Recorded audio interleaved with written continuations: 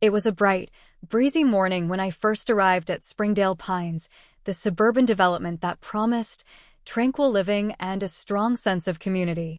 After years of working in the city's emergency medical services, I'd saved enough to buy a home in a quiet neighborhood with wide streets and tidy lawns. The houses looked uniform, two-story brick facades, matching shutters, and the roads were lined with tall pines that whispered in the wind. At a glance, it was idyllic. On move-in day, while I was hauling boxes from the truck into my garage, a slender, well-dressed woman approached. Her blonde hair was expertly styled in a short bob, and she wore a pastel blue blouse embroidered with the letters SB HOA, Springdale Pines Homeowners Association. Clutching a leather-bound clipboard, she greeted me with a polite but stiff smile. "Welcome," she said. "I'm Karen Hollister, president of the HOA." Her tone had that practiced warmth of a person who craves authority. "I like to personally meet each new homeowner to ensure you've read the community guidelines." She offered a thick packet of papers labeled Springdale Pines CCRs, covenants, conditions, and restrictions. "Thanks," I replied, juggling the heavy box in my arms. "I'll look them over soon. My name's Alex Brooks. I, work as a paramedic." Her brow arched slightly, as if paramedic were an unusual profession here. "Nice to meet you, Mr. Brooks. I'm sure you'll find our neighborhood quite orderly. We value uniform lawns, consistent exterior appearances, and a safe, quiet environment." Her eyes scanned my driveway, probably searching for any immediate violation. Seeing none, she nodded. "If you have any questions, my number is in the packet. Please remember to abide by all regulations." I forced a friendly grin. "Of course, Ms. Hollister. Thanks for stopping by." She pivoted and walked away, clipboard clutched to her side, exuding the aura of a watchful sentinel. A twinge of apprehension flickered inside me. HOA politics could be tricky, but I dismissed it. After all, I was used to intense situations in the paramedic world. How bad could an HOA be? Over the next few days, I settled in. My job schedule meant I was often gone at odd hours, responding to 911 calls in the city. But Springdale Pines' quiet streets offered respite from the chaos. Neighbors were pleasant, giving polite waves or short hellos, though a few whispered that Karen was strict, that she patrolled the neighborhood ensuring compliance. I shrugged it off. I intended to follow the rules, keep my property neat, and mind my own business. Little did I know how quickly my career and private life would collide with Karen's rigid worldview, how the simple act of hosting a paramedic training session in my backyard would ignite a storm of HOA overreach, bringing city officials and neighbors into a swirl of conflict. The woman who insisted on total control would soon discover that certain emergencies can't be dictated by a suburban rulebook. As a paramedic with the city's EMS department, I regularly participated in continuing education, advanced life support refreshers, new techniques in trauma care, simulation drills. Typically, these sessions occurred at the hospital or EMS headquarters. But one day, an old friend, Brian, also a paramedic, mentioned the advantage of practicing in real-world settings. "If you've got the space," he said, "we could set up a small training scenario with mannequins. We might simulate different rescue conditions we don't always see in a standard training room." I thought about my new home in Springdale Pines. The backyard was fairly spacious with a flat lawn, perfect for laying out equipment or staging practice scenes. While many suburban backyards had fences, mine was partially enclosed by hedges that offered some privacy, though not total concealment. The idea intrigued me. "That might actually be a good place to do hands-on practice," I said. "We can rotate paramedics in smaller groups, run through advanced airway maneuvers or trauma scenarios with volunteer patients." Brian beamed. "Exactly. The city has a program for paramedics to receive continuing education hours if we do recognized sessions. If you register your yard as a temporary training site, we can have an official instructor sign off on it. It's basically another branch of the city's EMS training program." "Let's do it." I agreed, excited by the prospect. Helping my colleagues refine their skills in a more realistic environment appealed to me. Our manager at the EMS station, Captain Jordan, gave the green light, as long as we followed city guidelines and kept our group to about 10 to 12 participants to avoid chaos. We'll send an official instructor, plus your friend Brian can help coordinate, Jordan said. All we need is your address on the schedule. Then these hours count toward paramedics recertification. Everything seemed straightforward. I had a decent yard, we had city approval, and only a small number of participants would come at a time, maybe 4 or 5 paramedics plus an instructor, rotating throughout the day. We'd set out medical mannequins, run through simulated emergencies, and then pack up. Hardly a big production or public nuisance, right? The only small note in the back of my mind was that I should probably mention this plan to my HOA. But since it was a short-term training, not a commercial event, I didn't think it was mandatory. In my experience, HOAs mostly worried about permanent changes or large parties. This was hardly that. In my innocence, I pictured a quiet Saturday of paramedics politely arriving in their personal vehicles, carrying gear into my backyard, practicing life-saving techniques, then leaving a few hours later. No disruption to neighbors. But in an HOA policed by Karen Hollister, the self-proclaimed guardian of community standards, any unusual activity could spark suspicion. Soon enough, she would set her sights on the dangerous roleplay happening behind my house. The date was set for a Saturday morning in early spring. Brian and I planned the layout: a few medical training mannequins, the lifelike kind used in EMT classes, along with assorted supplies like airway tubes, for lines, splints, and wound simulation kits. The city's official instructor, a paramedic named Lindsay, would arrive with a small group. They'd run through advanced scenarios, practicing intubation, hemorrhage control, patient packaging, and possibly a mock cardiac arrest scenario. I spent Friday evening prepping the yard. I moved my patio furniture aside, clearing a wide area near the lawn center. I mowed the grass extra short to ensure a clean surface. For authenticity, we'd likely spread out the mannequins, with each paramedic group assigned a patient. Our plan was to keep noise minimal, no sirens, no shouting. Maybe the occasional simulated patient is coding. But mostly, it'd be calm, methodical training. We even had practice oxygen cylinders empty, so there'd be no risk of real hazards. Early Saturday, the participants arrived in personal cars. One by one, they parked along the street, being mindful not to block driveways. Lindsay, the instructor, greeted them at my driveway's edge, distributing gloves and scenario sheets. By 9 a.m., we had about 8 paramedics plus Lindsay and Brian, all ready to begin. They wore casual attire with paramedic t-shirts or jackets, since this wasn't an official on-duty event. Some carried duffel bags loaded with medical gear. The scene definitely looked unusual from the outside, a cluster of grown adults carrying medical equipment into a quiet suburban backyard. But no one was loud or disruptive. We started with a brief orientation in my garage, discussing the day's objectives, practicing intubation on the mannequins, reviewing updated guidelines for trauma management, performing simulated wound care. Everyone was excited. The paramedics joked about the novelty of training in an actual yard, where they might encounter real-world variables like uneven ground or bright sunlight. Lindsay signed off on the official city forms, so participants could earn continuing education credits. Around 9:30, we stepped onto the lawn, setting up mannequins in different positions, one lying supine, another slumped on a bench to mimic a collapsed patient, a few others placed in corners to simulate multiple casualties. Brian and Lindsay assigned paramedics to teams, handing them scenario cards: patient with suspected spinal injury, patient with severe bleeding, adult in respiratory arrest, etc. Everyone got to work, calmly discussing the best approach. From my vantage, it was a modest, professional operation.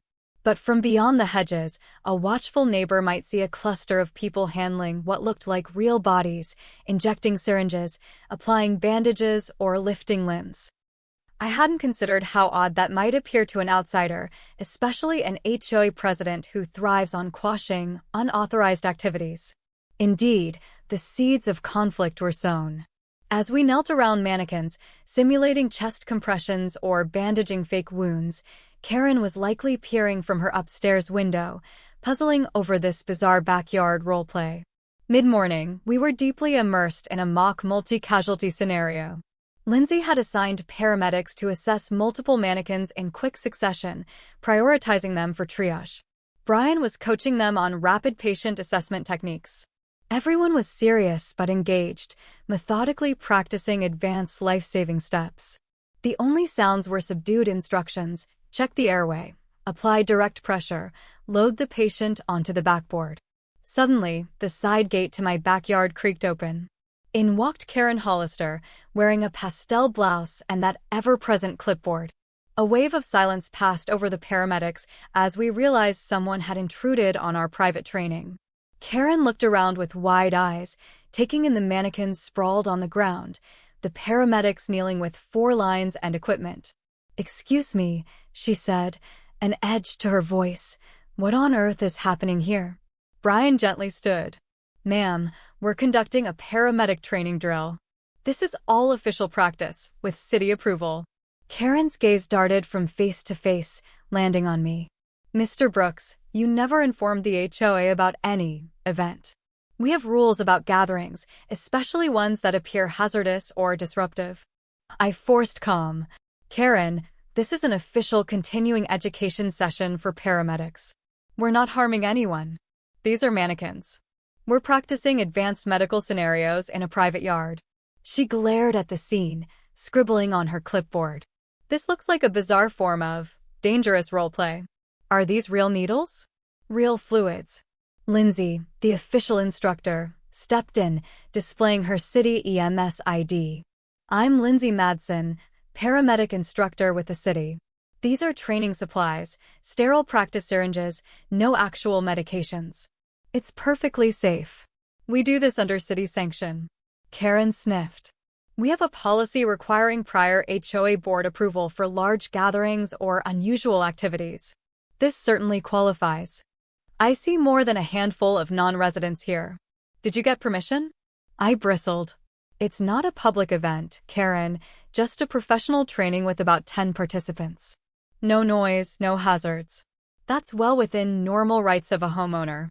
We're not a party or a commercial enterprise." She shook her head. "You can't simply host whatever you want. The community guidelines specify that all recurring or large-scale events must be cleared with the HOA.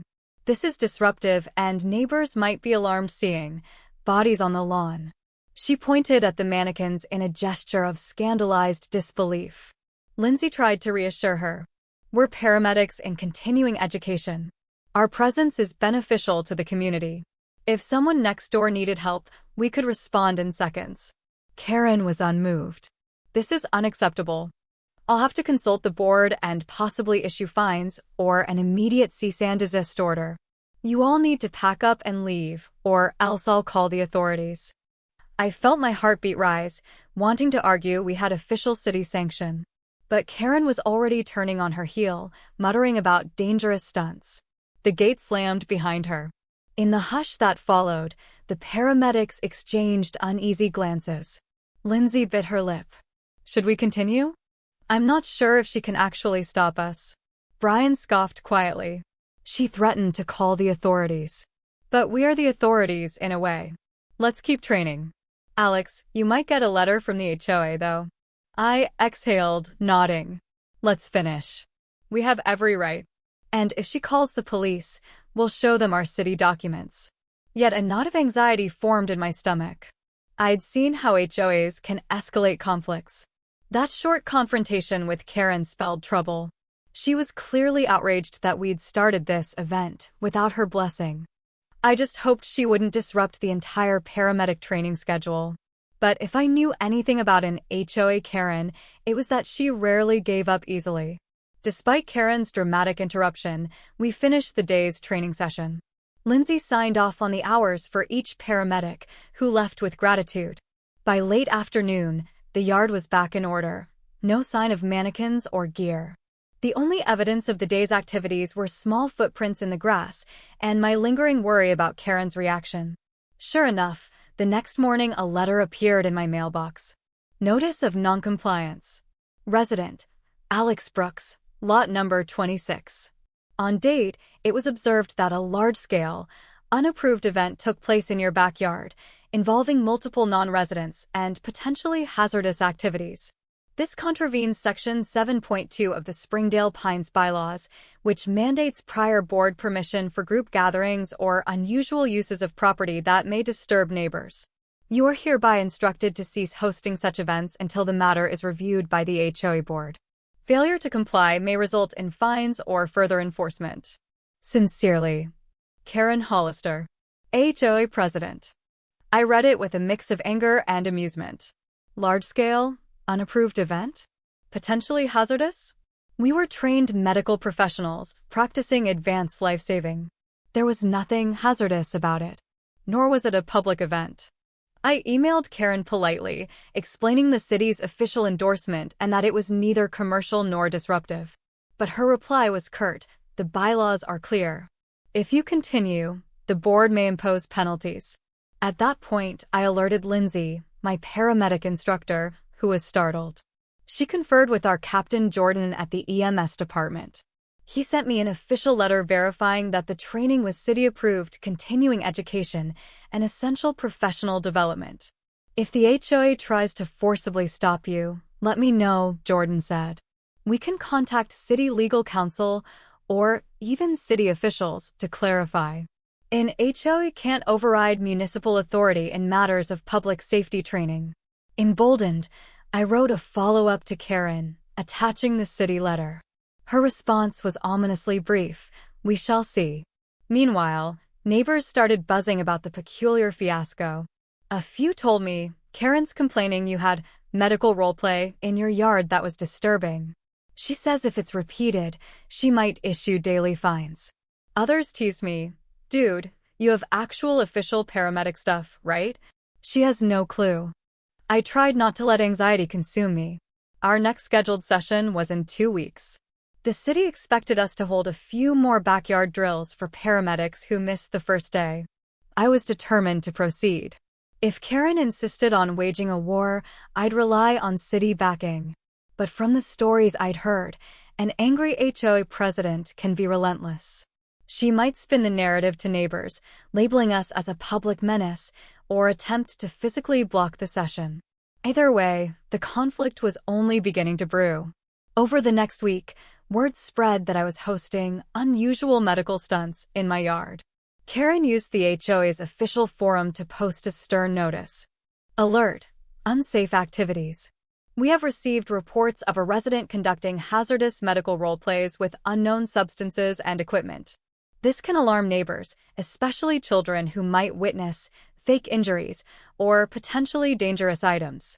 The HOA strongly advises caution and will consider enforcement to maintain community safety. The wording painted me as a renegade scientist experimenting with who knew what. Furious, I responded on the forum, clarifying it was official paramedic continuing education, not hazardous roleplay.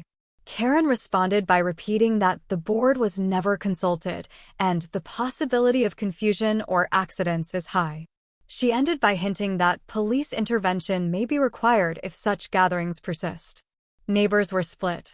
Some recognized paramedic training as a legitimate, beneficial activity, but others, spooked by Karen's alarmist language, grew wary. One neighbor, Ms. Maple, asked me timidly if we had real needles with actual medication or if there could be a risk of contamination. I patiently explained we used simulated supplies, no real drugs, no hazards. She seemed relieved, concluding Karen might have exaggerated. Nevertheless, the tension was palpable. Ms. Green, one of the board members with a more moderate stance, sent me a private message. "Karen is doubling down, claiming your training breaks multiple bylaws. But the rest of the board is uncertain. She demands a meeting to discuss an official cease and desist. If you have city documents, bring them." I assured Ms. Green I'd do so. Amid all this, paramedics who planned to attend the next session grew uneasy. Brian told me, "I heard we might face hostility from the HOA. Should we relocate? We don't want drama." But Lindsay insisted, "We have the city's backing. Let's stand firm. They can't ban official paramedic training on private property when the homeowner consents. That's borderline interfering with a public safety function." Thus, the lines were drawn. On one side, Karen fueling rumors about dangerous medical roleplay. On the other, me and my fellow paramedics, armed with official city approval, refusing to yield. The upcoming HOA board meeting would be crucial, deciding if Karen's enforcement attempt would pass or if city authority might overrule her. Meanwhile, the clock ticked down to our second training day, set for a Saturday morning. We braced for confrontation, half expecting Karen to do something drastic. The morning of the next training arrived. Despite the turmoil, I decided to proceed. We had a schedule. About 6 paramedics would come at 9 a.m., with another 6 rotating in at noon. Lindsay was bringing new equipment to practice advanced airway management. Brian would handle advanced trauma scenario setups. My yard was carefully arranged again, mannequins and gear lined up neatly. We aimed to keep noise minimal. Sure enough, as soon as the first group arrived, Karen reemerged. This time, she marched up my driveway, accompanied by 2 men in polo shirts brandishing cameras, likely from the HOA or a security contractor. She declared, "We're documenting this violation. You're ignoring a formal notice to stop. This is unauthorized." The paramedics, stunned, paused mid-setup. Lindsay confronted Karen politely, producing her city ID. "Ma'am, I'm an official paramedic instructor under the city's EMS continuing ed program. We have full permission from the homeowner. We are not violating any laws." Karen fired back under the CCRs. Any large gathering involving non-residents or potential safety risks must be pre-approved by the board. You have not done so. This is your final warning to disperse. One paramedic, Tamika, quietly said, "We're paramedics. We do actual life-saving. There's no law or bylaw that can forbid a homeowner from letting us train here." Another paramedic added that city code specifically allows EMS continuing education to occur on private property if the homeowner agrees. Karen scoffed. "City code doesn't override HOA rules. This is private property within an association. We have the right to enforce no unauthorized roleplay." She nodded to her men, who began snapping photos. The paramedics looked at me, unsettled. Lindsay tried to remain calm, explaining to them, "We're not role-playing anything dangerous. These are standard medical mannequins." Karen's men took more pictures, the mannequins, the 4 stands, paramedics in uniform t-shirts. I worried Karen might craft a misleading photo record to present to the board. Let her, I thought. We had city letters verifying this was an official training. "Karen, we're not stopping," I told her firmly. "If you want to file a complaint, do so. But we have a session to run." Her eyes flashed with anger. "I'll be contacting law enforcement." She turned to go, but not before tossing a last scornful glance at our setup. The paramedics exchanged uneasy looks. Lindsay sighed. "We can handle the police if they come. Let's proceed." We resumed training, but the mood was tense. Everyone kept glancing toward the gate, half expecting officers to barge in. Meanwhile, Karen's 2 sidekicks lurked near the fence line, occasionally snapping more photos or video. We did our best to ignore them, focusing on practice, intubating mannequins, discussing new respiratory management protocols, and simulating wound care. Despite the background drama, the paramedics gleaned valuable training. Sure enough, about an hour later, a police cruiser pulled up. My heart pounded. But to our relief, the responding officer seemed calm. She approached, asked a few basic questions, checked Lindsay's city credentials, and concluded no laws were broken. The officer spoke with Karen out front for a while, then left. Karen's frustration soared. She glowered at us from the sidewalk, but the session continued uninterrupted. The victory felt small but significant. We'd withstood her attempt to use the police. But I knew the next step would be the HOA board, where she wielded more direct power. 3 days later, an email circulated to all residents, emergency HOA board meeting, discussion of unauthorized medical roleplay activities. The phrasing alone made me grit my teeth.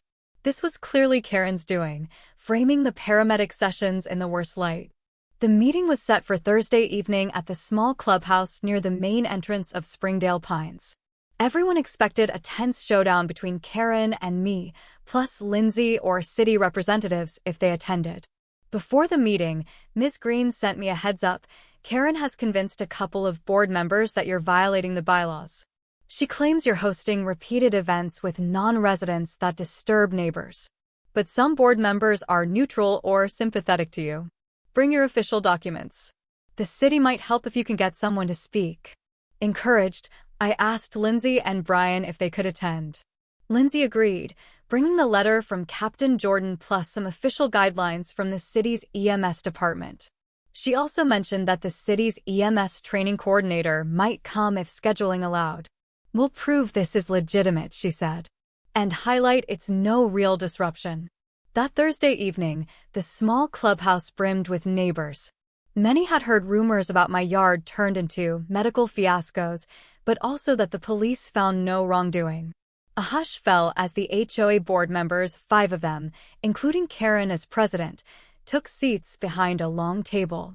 Karen rapped a small gavel, calling the meeting to order.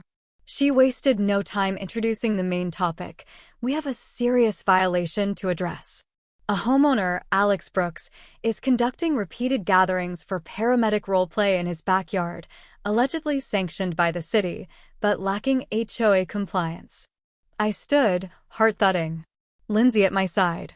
Karen continued, our bylaws require board approval for large or unusual gatherings, especially those that might alarm neighbors.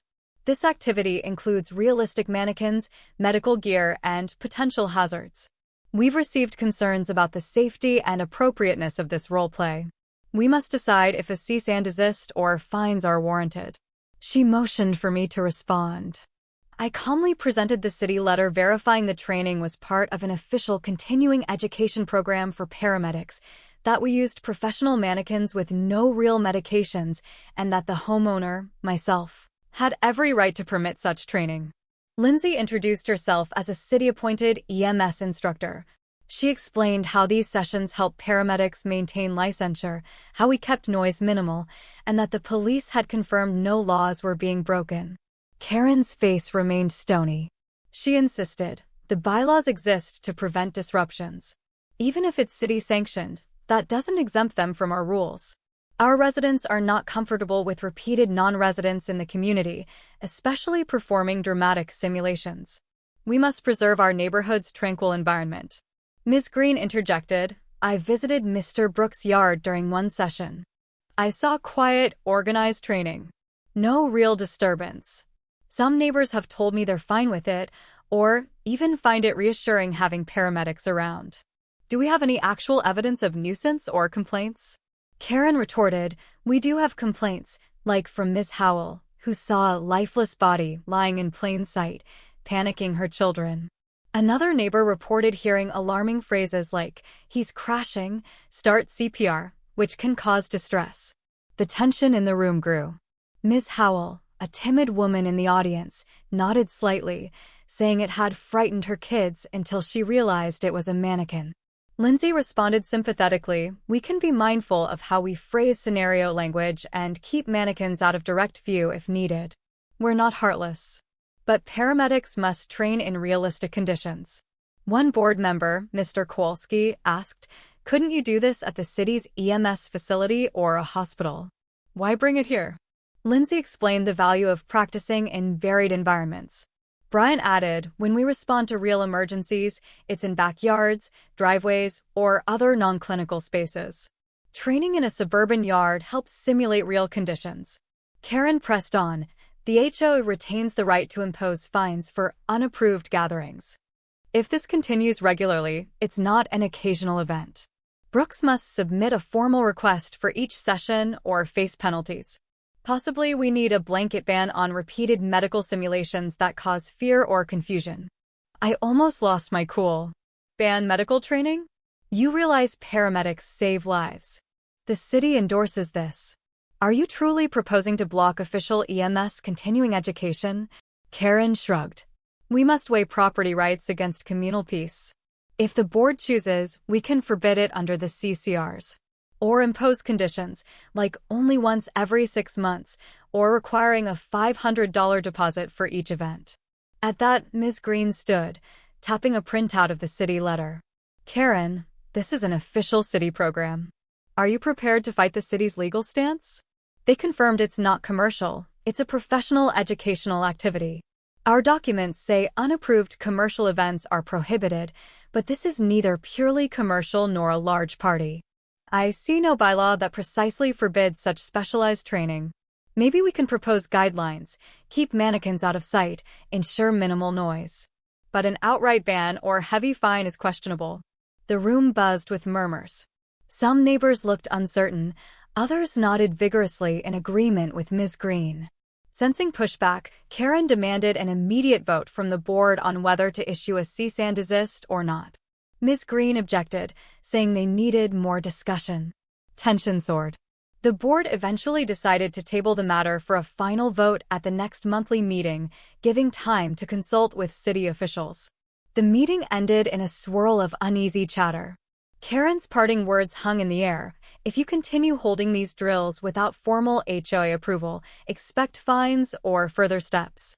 The board hasn't authorized it. She glared at me. My mind churned with frustration. Lindsay consoled me, saying, "Let them talk to the city. The city's backing is strong." The paramedics were outraged, but we agreed to wait for the city's official stance. Another confrontation loomed, but we still had hope that reason and city authority would trump Karen's petty enforcement. Days later, I received a call from Marcus DeWitt, a liaison at the city's Department of Public Safety. He explained that Captain Jordan had mentioned our predicament. "We're aware an HOA is threatening to block official paramedic training," he said. "We're drafting a statement clarifying that your yard is an approved auxiliary training site, recognized by the city's EMS program. We'll ask that the HOA stand down." My relief was palpable. Ms. Green, upon hearing this, was elated. She told me, if the city statement arrives before the next board meeting, Karen may have no choice but to relent. She can't override municipal authority easily. On the other hand, I feared Karen might double down. Sure enough, Karen circulated a new message on the HOA forum, accusing me of trying to bring big government bullies to override our association's sovereignty. She insisted that no city official can forcibly push an agenda into private property, and that we must maintain the independence of Maplewood Pines from intrusive outside influences. She even invoked property values, again, claiming potential buyers might be deterred by the presence of frequent medical simulations. Neighbors posted varied reactions. Some supported Karen's stance of independence, but many found it laughable, since we were dealing with paramedics and a city-run continuing edition. Another user wrote, "I'd rather have well-trained paramedics living next door, so if I have a heart attack, they can save me." Others pointed out that a few occasional training sessions were hardly a daily disruption. Within a week, Mr. DeWitt from the city emailed me a formal letter addressed to the Springdale Pines HOA board, stating, "To whom it may concern. The City of Riverton EMS Department acknowledges the property of Alex Brooks as an authorized supplemental training location for paramedic continuing education. These sessions are sanctioned under municipal guidelines to enhance public safety readiness. The participants are trained professionals, using standard medical mannequins and no live medications. There is no legal or regulatory basis to prohibit such training on private residential property with the owner's consent. We request that any attempts to block or penalize these sessions be reconsidered, as they serve a recognized public interest. Should disputes arise, the city's legal counsel is prepared to discuss the matter. Sincerely, Marcus DeWitt, City of Riverton Department of Public Safety." Armed with this, I felt a surge of confidence. The next monthly HOA meeting was only a few days away. We planned to present this letter, hopefully shutting down Karen's vendetta. Lindsay and Brian also intended to come, along with Ms. Green and a few paramedics. The board's official decision would be the final test. If they tried to ignore the city's letter, we'd likely see a legal standoff. When the monthly HOA meeting convened, the atmosphere was electric. Residents filled the community center. Some, curious about the medical drama, came to watch. Karen presided at the central table with the other 4 board members. Ms. Green gave me an encouraging nod. Lindsay, Brian, and 2 more paramedics sat with me in the front row, city letter in hand. Karen opened the meeting with the usual trivial agenda items, landscaping updates, pool hours, before arriving at the main event, unapproved paramedic roleplay at lot number 26. She recapped her perspective, repeated outside visitors, potential safety concerns, disruptive presence, etc. Then Ms. Green introduced the city's official letter, reading it aloud to the entire assembly. A hush settled as Ms. Green's voice carried the city's request that the HOA not obstruct the training. Karen's expression soured. She insisted that the HOA's CCRs still required prior board approval for ongoing gatherings. Ms. Green countered that the city letter specifically recognized the yard as a training site, meaning any attempt to ban it might conflict with municipal authority. Mr. Dewey, who often sided with Karen, now looked torn. Ms. Tran and Mr. Crosby seemed open to the city's stance. The tension was thick. Lindsay stood, addressing the board calmly. "We're not asking for special favors. We simply want to continue paramedic continuing education in a homeowner's private yard, which the city endorses as beneficial to public health. We've run these sessions quietly, with minimal disruption. If some neighbors are concerned about seeing mannequins, we can place them in a more discreet area. We're flexible." Karen tried a last-ditch move, but residents were disturbed. "Our rules state the board must evaluate any event that raises alarms or might degrade property values. I have multiple statements from neighbors complaining about glimpsing dead bodies. It's traumatizing for children." Brian responded, "We can label the mannequins or keep them behind a privacy screen. But truly, the best solution might be open communication. If parents are worried, we can show them how it's not actual gore or real injuries." Ms. Green then asked for any direct neighbor testimony. A few stood up, stating the training was a little odd but not truly disruptive. Another neighbor, Ms. Howell, repeated that her kids had been spooked at first, but once she explained they were mannequins, they were fine. She suggested adding a quick heads-up sign, "Paramedic training in progress." That seemed a reasonable compromise. The crowd murmured support. Karen realized she was losing ground. She sputtered about precedent, implying others might hold random events. But Ms. Tran reminded everyone that an official city training for paramedics was hardly the same as a random block party. The city letter carried weight. Ms. Calloway, a local attorney in the audience, also pointed out potential legal ramifications if the HOA defied city-approved public safety training. This hammered the final nail in Karen's argument. With a sigh, Karen called for a board vote. Shall we issue a formal cease and desist and fines, or shall we allow these sessions with conditions? Ms. Green's motion was to allow the sessions to continue, with paramedics ensuring they minimize any visual distress and notify the HOA of dates. Ms. Tran seconded. The board voted, Ms. Green, Ms. Tran, Mr. Crosby all in favor. Mr. Dewey, after some hesitation, also voted yes. Karen alone voted no. The motion carried 4-1. The applause was thunderous. Lindsay and the paramedics smiled in relief. Karen slammed the gavel, trying to hush the crowd, her face a mask of anger and embarrassment. She'd been thoroughly outvoted, publicly humiliated. Ms. Green declared the matter settled. Paramedic training is allowed, recognized by the city, and not subject to fines. We simply ask for neighborly courtesy. Karen stormed out after adjourning, refusing to speak to me or the paramedics. The news spread that the board had overridden her attempts to ban the medical drills. The entire fiasco ended in a clear victory for reason over petty power. In the following days, the residents who had been on the fence now saw Karen's defeat as proof she'd overreached. Word circulated that the city's letter and the board's vote left no wiggle room. The paramedic sessions were officially sanctioned. Some neighbors ridiculed Karen's dramatic claims of dangerous roleplay. The rumor was that even Ms. Howell, who'd initially complained, had softened her stance, saying, "We overreacted. The paramedics are actually quiet and respectful."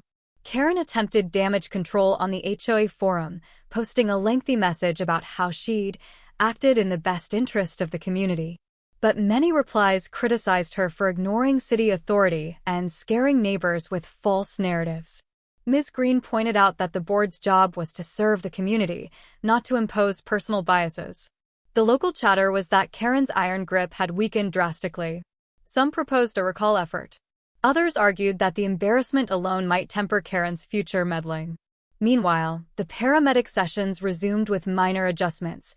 We set up privacy screens to shield mannequins from casual view, posted a small sign by my gate reading, "Training in progress, official EMS drill." The improved transparency soothed any lingering neighbor worries. I discovered a sense of renewed camaraderie among residents. People came by to say hi, curious about how paramedics train. A few even joked that they felt safer knowing a bunch of medical professionals sometimes gathered in the neighborhood. Over time, Karen's hostility faded from the spotlight, replaced by mild tolerance.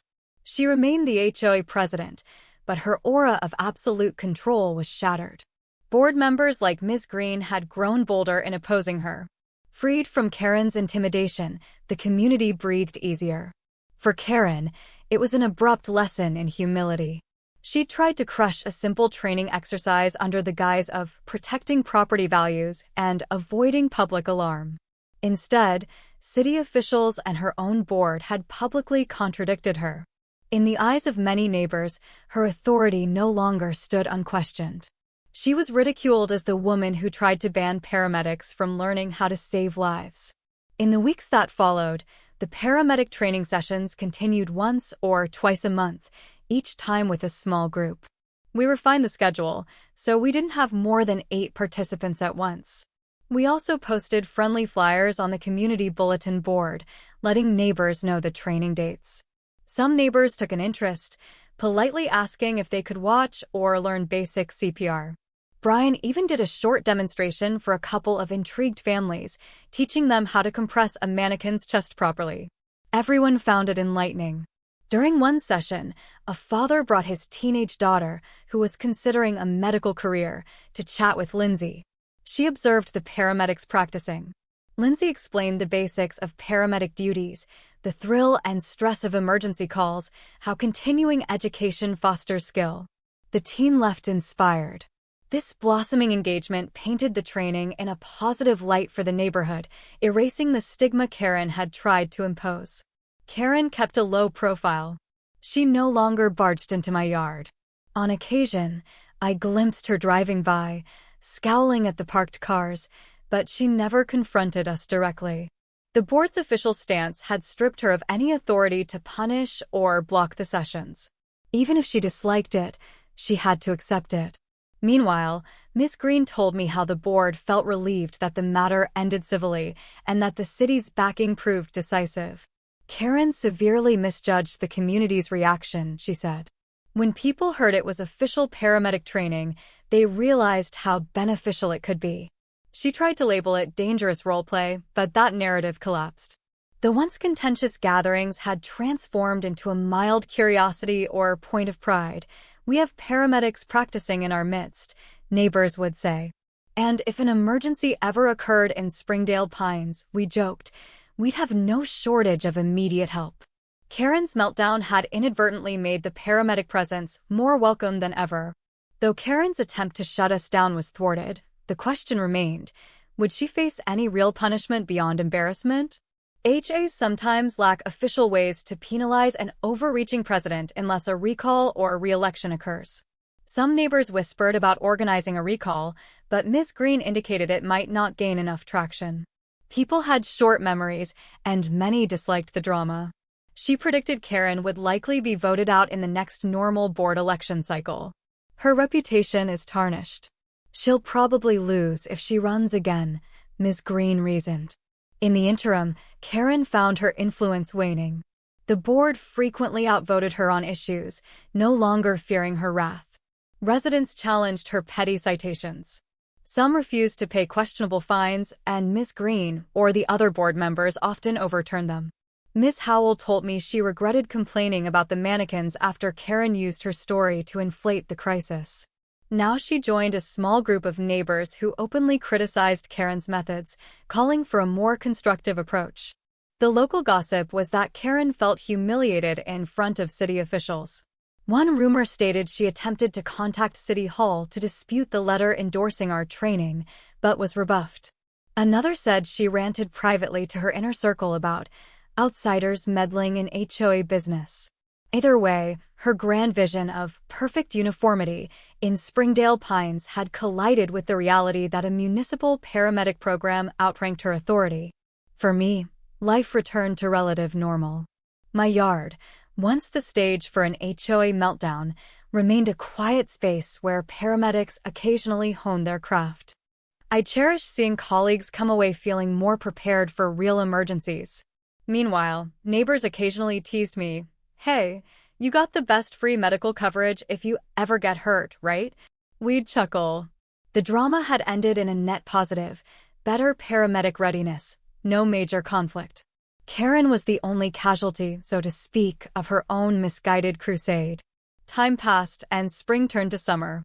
The paramedic training sessions continued at a modest pace, each concluding without incident. We rarely spotted Karen, except sometimes glimpsing her at a distance, stony-faced. The rest of the HOA board functioned more cooperatively, guided by Ms. Green's balanced approach. When election time for the HOA board arrived months later, Karen ran for re-election as president, touting her record of keeping the neighborhood safe. But the fiasco with the paramedic training was fresh in many minds. A new candidate, Mr. Taylor, campaigned on a platform of common-sense leadership, promising to avoid petty battles and instead foster a neighborly atmosphere. The memory of Karen's attempts to ban an official city training and the humiliation that followed lingered among residents. The ballot results came back. Mr. Taylor won by a large margin, effectively ending Karen's tenure as HOA president. In that sense, Karen faced her final punishment, the loss of her position, a public rebuke by her community, and the permanent tarnishing of her once unassailable authority. The new board, with Ms. Green remaining as a key member, reaffirmed the policy that paramedic training or similar beneficial activities are welcomed, provided they follow basic courtesy guidelines. No more threats, no more scapegoating. Ultimately, the entire ordeal taught Springdale Pines a lesson about balancing communal order with respect for legitimate activities, especially those related to public safety. My paramedic colleagues and I continued to refine our skills in my backyard, each session reminding us how close we'd come to being shut down by an overzealous neighbor. The city's stance had been crucial, proving that an HOA's authority has limits. In the end, though Karen tried to brand us as dangerous role players, it was she who wound up embarrassed and ousted. Residents came to appreciate the presence of well-trained paramedics in their midst. Some even asked me about basic first aid classes. A sense of pride grew in the neighborhood. We overcame the meddling of a controlling HOA leader, standing up for something that truly mattered, training those who save lives. Now, freed from Karen's tyranny, Springdale Pines thrived with a newfound spirit of cooperation, proving that not even the strictest HOA can overshadow the importance of real emergencies and the heroes prepared to face them. Ending the story with "Ending Karen is Punished," Karen's misguided crusade to ban the officially sanctioned paramedic training ended in her public humiliation, the loss of her presidency, and widespread criticism from the very neighbors she once lorded over. Stripped of her power, she could only watch as the community embraced the paramedic sessions, celebrating the city-backed mission she had tried to destroy. Thus, in the final reckoning, Karen's punishment was her removal from leadership and the enduring stain on her reputation, a fitting consequence for her overreach.